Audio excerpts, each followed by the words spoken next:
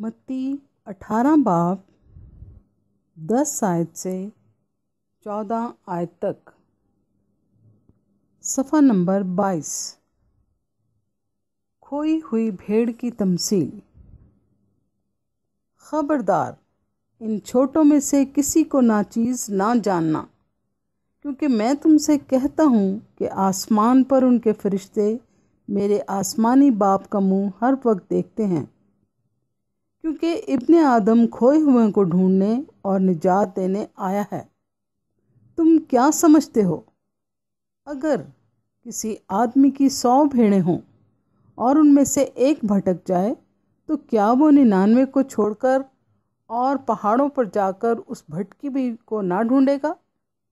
اور اگر ایسا ہو کہ اسے پائے تو میں تم سے سچ کہتا ہوں کہ وہ ان 99 کی نسبت جو بھٹکی نہیں، اس بھیڑ کی زیادہ خوشی کرے گا۔ اسی طرح تمہارا آسمانی باپ یہ نہیں چاہتا کہ ان چھوٹوں میں سے ایک بھی ہلاک ہو۔ کلام مقدس کے پڑھے اور سنے جانے پر خدا کی برکت ہو اور خداوند آپ کو بھی برکت دے۔ آمین۔